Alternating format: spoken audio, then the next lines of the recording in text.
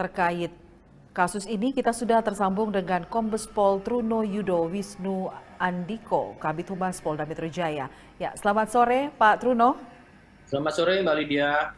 Ya, terkait dengan sudah berhasil diidentifikasi pelaku yang menempelkan kode kris di masjid di Blok M, seperti apa kronologis pengungkapan sehingga pelaku bisa tertangkap? Ya, terima kasih Mbak Lydia. Kami jelaskan Polda Metro Jaya dalam hal ini mendapatkan informasi dari masyarakat ya yang diawali pada tanggal 9 April yang lalu benar. Kemudian tanggal 10 April 2023, tepatnya hari Senin kemarin, ini dilaporkan masyarakat kepada Polres Metro Jakarta Selatan. Kemudian dilakukan proses pendalaman, penyelidikan, mendasari pada beberapa informasi masyarakat, CCTV, kemudian kita lakukan face recognize ataupun pencocokan pada wajah pelaku. Kemudian didapatlah pada hari ini, tepatnya tanggal 11 April 2023 hari Selasa, dini hari tadi didapat tersangka atas nama MIM, ya. Ini merupakan warga Medan yang kemudian domisili di Medan, dan kemudian pada dasar laporan tersebut kita bisa mendapatkan suatu kronologis yang tadi kami sampaikan dengan modusnya yang bersangkutan membuat kris, ya, barcode kris transaksi secara elektronik yang kemudian mendasari momentumnya pada bulan Ramadan ketika umat beragama Muslim saat ini sedang melakukan ibadah, ya tentunya ingin bersedekah dan amal pada momentum bulan Ramadan ini dimanfaatkan dengan membuat suatu kamuflase seolah-olah ini adalah suatu kris untuk sebaran amal di tempat-tempat ibadah dan maupun tempat-tempat umum. Selain pada masjid juga ada tempat mal, SPBU, ya, dan tempat-tempat fasilitas umum lainnya. Begitu Mbak Lydia. Ya, jadi pelaku mengkamuflase seolah-olah kris yang dia tempelkan itu adalah kris resmi dari tempat yang dia beraksi, begitu ya Pak ya. Nah, kemudian dari hasil pemeriksaan terhadap pelaku, apa alasan MIM ini mengganti kode kris ini? Karena kalau dari yang kita baca, menurut klarifikasi pelaku, ini dilakukan untuk keperluan pekerjaannya. Ya, kamuflase kalimat atau voice yang disampaikan ya secara verbal kepada para pengelola masjid, tempat umum, itu adalah proyek pemeriksaan dalam pekerjaannya, sehingga seolah-olah tidak mencurigakan. Namun demikian pada modus ataupun caranya adalah ini seolah-olah dengan proyek pemeriksaan tersebut ternyata dengan cara setelah sudah ada stiker kris yang dicetak oleh si tersangka atau pelaku ini, kemudian dengan cara meniban. Jadi ada barcode lama itu dikamuflase, ditutupi seolah-olah itu merupakan kris yang lama yang memang sudah benar ya. Kemudian juga adanya menempel di samping kris sebelahnya bersebelahan. Kemudian yang kedua menempel pada sudut dinding yang berbeda, kemudian atau yang masih kosong. Kemudian menempelkan di tempat baru yang memang belum ada krisnya, sehingga ini menjaring korban-korban melalui stiker-stiker ini yang tentunya barang bukti yang sudah ditempelkan itu sudah ada 38 titik selain daripada tempat ibadah ya, mayoritas di atas 80% adalah tempat ibadah, lainnya adalah fasilitas umum seperti mal dan SPBU. Namun masih ada barang bukti yang disita oleh penyidik berupa sisa stiker.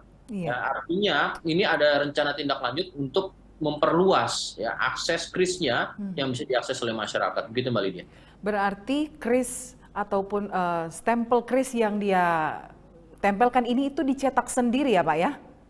Iya, artinya ada mekanisme dalam pembuatan barcode kris ini ya.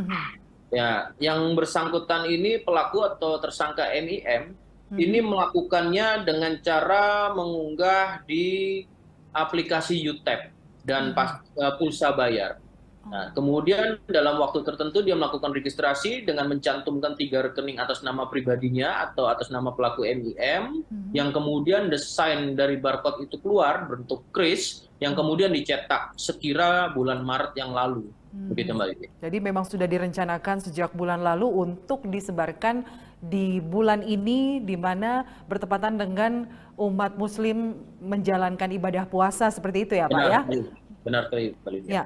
Kemudian ancaman hukuman apa yang akan dijerat kepada pelaku, Pak Truno? Ya, Dalam hal ini tentu adanya dugaan tindak pidana mendasari pada laporan polisi masyarakat pada 10 April yang lalu, ya. Ini tentang manipulasi data elektronik dan atau pengancaman melalui media elektronik, ya. Pasal yang dipersangkakan di sini atau yang dilanggar pada pasal 28 ayat 1 junto pasal 45 huruf A ayat 1 dan atau pasal 35 junto pasal 51 ayat 1 Undang-Undang Nomor 19 Tahun 2016 itu tentang perubahan pada Undang-Undang Nomor 11 Tahun 2008 tentang ITE dan pasal 80, pasal 83 dan Undang-Undang Nomor 3 tentang transfer dana dan atau pasal 378 Kitab Undang-Undang Hukum Pidana ini dengan hukuman paling lama di antara para pasal itu adalah 6 tahun ke atas, begitu Mbak Lydia. Ya, Pak Truno, kita kembali lagi ke cara pelaku melakukan penipuan. Apakah dari 38 kode kris ini itu aliran dananya itu hanya ke satu rekening saja? Tadi kami sampaikan dari satu kris ini adanya 3 rekening ya, sebanyak 3 rekening yang bersangkutan atas nama Muhammad Iman Mahlil Lubis, M pelaku ini sendiri ya, dengan adanya registrasi di aplikasi UTEP tadi dengan pulsa bayar. Nah, kemudian berapa nomor rekening dan kemudian juga berapa aliran atau menentukan nanti melihat dari tempos waktu ya, kapan dimulainya kamuflase atau penipuan ini dengan menggunakan kris, tentunya ini akan dilakukan analisa dan pendalaman oleh penyidik dari Direktorat Reserse Kriminal Khusus Polda Metro Jaya. Polda Metro Jaya komitmen dan konsisten ya terkait dengan segala proses pengungkapan akan dilakukan kolaborasi interprofesi. Tentunya ada beberapa lembaga dan stakeholder yang terkait dalam proses pengungkapan ini akan kita lakukan kolaborasi. Dan kemudian juga ini juga merupakan hasil daripada gabungan penyidik dari Direktorat Reserse Kriminal Khusus dan juga Polres Jakarta Selatan. Begitu Mbak Lydia. Berarti akan ada kolaborasi termasuk dengan pihak bank itu sendiri ya Pak ya? Iya, dengan Bank Indonesia maupun dari asosiasi ASPI. Baik. Nah, terakhir imbauan seperti apa yang bisa Anda bagikan kepada masyarakat terutama untuk mengantisipasi dan mengenali kode barcode yang asli dan untuk mencegah terjadinya kejadian seperti ini terjadi lagi? Iya, perkembangan teknologi komunikasi ya, secara dunia digital, perkembangan ini juga membuat adaptasi para pelaku-pelaku kejahatan tentunya.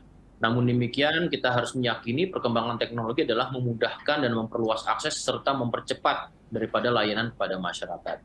Kemudian himbauan dengan adanya fenomena kejadian ini, tentunya para pengelola tempat yang menggunakan kris ya, kemudian juga sarana-sarana umum, apabila ada orang-orang tertentu yang akan menggunakan tempat pengelolaannya dijadikan tempat-tempat penempelan stiker-stiker kris ya, tentu ini harus mendapatkan suatu izin. Sedangkan ini kan tidak dilakukan izin pada pengelola dan harus jeli. Kemudian juga mengecek apakah kris yang dimaksud di tempat-tempat yang dikelola oleh masing-masing tempat itu sudah sesuai atau ada perubahan.